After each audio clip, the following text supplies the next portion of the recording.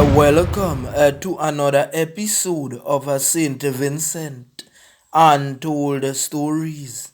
Friday morning, bright and early, we did an episode and we spoke about Mr. John, the man that was hit with the popo in his leg. And we were saying why his family members aren't coming forward. And that evening, something spectacular happened because everyone is tuned into Untold Stories. So we are going to show you why everyone is locked on to Untold Stories. And we are also going to look at what the evacuees are saying about going back to OTR in places like Sandy Bay and surrounding areas. Big ups to all of my subscribers.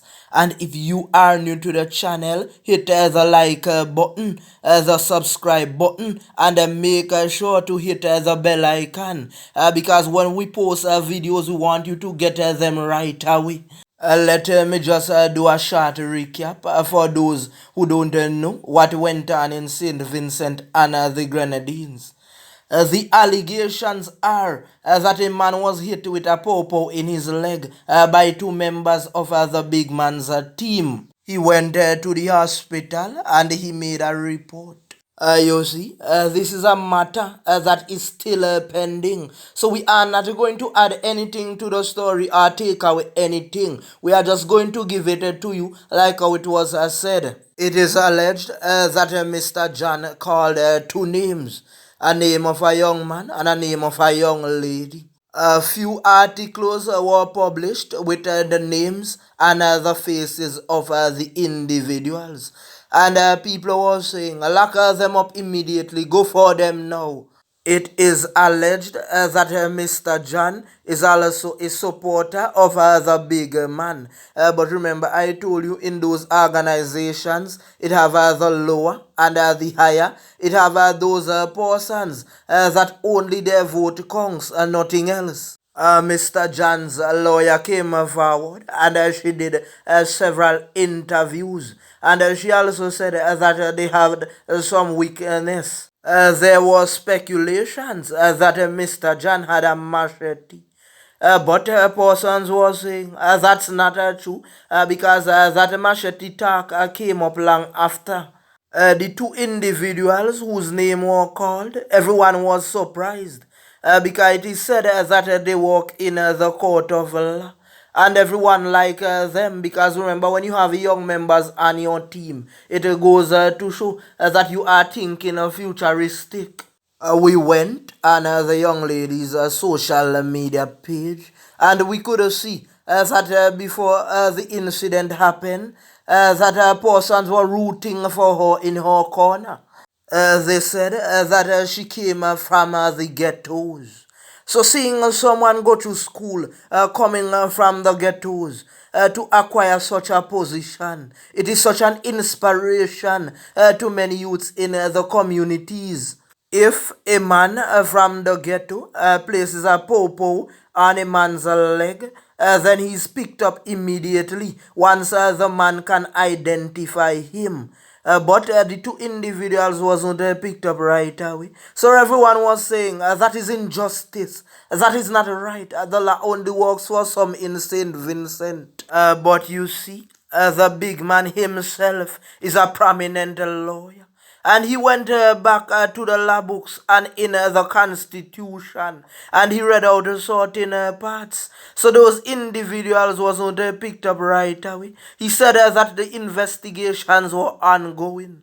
And you see, at Untold Stories, we continue to encourage youths to get educated so they can read and know what is going on and they can understand the law. You would not be able to understand everything because you might have to go to law school for that. But there are simple basic things that you need to know. For example, when the officers come to conduct a search, they might have to present their warrants, they might have to say their names, their badge numbers, and identify themselves fully, and say what they came to search for. You have that right. There is also one that says, anything you say can and will be used against you in the court of law.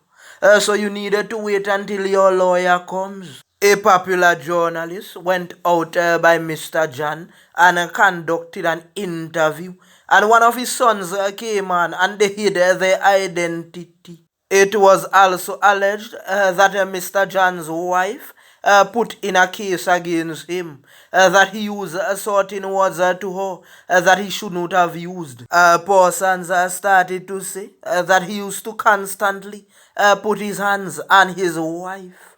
But Mr. John said that was never so. The thing that is puzzling to everyone is if Mrs. John ever made any report before saying that hands were placed on her. You see, as Vincent Johns, we like to ask, why didn't you make a report if that was so? Or why now?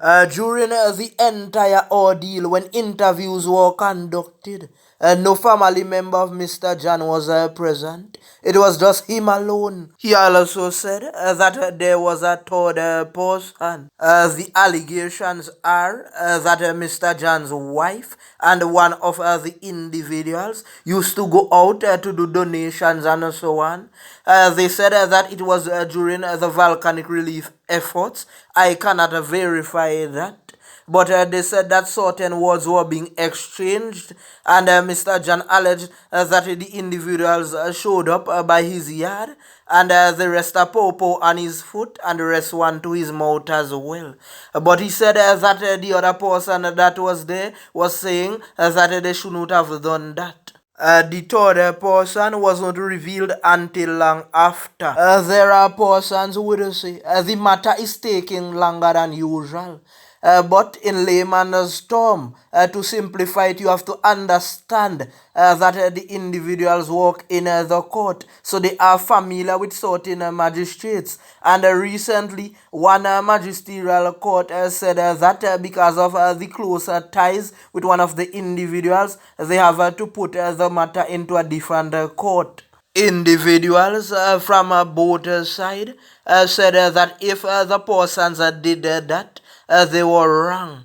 And some spokesperson on the big man side even came out and said that we don't like what happened. The other side and some other groups decided to take to the streets.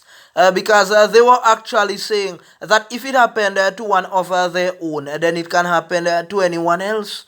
So Friday morning, bright and early, we posed a question and asked, where is Mr. John family in all of this? Because you can't have so many people coming out on the street defending you, and your own family is not defending you. A few hours after we aired that episode, Mr. John's wife dropped the charge against him. Now you see why persons like to call this the main event. Now everybody is saying that Untold Stories is doing plenty research. Is spot on. Both sides are proclaiming they're innocent. So now it is left to the evidence, to the witness, and to Mr. John's wife to say what actually happened. So right now, that is left to be seen what the outcome would be in the court of law. Let us see how the justice system works. But you see, if before that Mr. John's wife joined hands with him to come on the road and his sons and so on, boy, that would be a massive thing in St. Vincent. You know that I did an episode already in which I told you that evacuees from OTR that evacuated because of the volcanic eruptions would return on the 23rd. After that episode, I saw that a news article posted the article about the returning of the evacuees. In the comment section, I saw that some of the big man's supporters came out rather strong. You see, there are persons who don't really know them, but I used to be amongst them, so I know them very well. I know who is for him and who is not for him. I can point them out and show you, but we are not going to do that.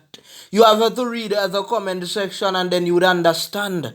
One lady said, leave us alone. And under that, someone said, okay, you want us to leave you alone? Then would we leave you alone, no problem? Some individuals even warned them that they were being sent home during the hurricane season. Didn't Dr. Robertson warn about the lahars coming along while rain falls? Please bear in mind that those are the ones that are saying Dr. Robertson is the specialist. He's always right.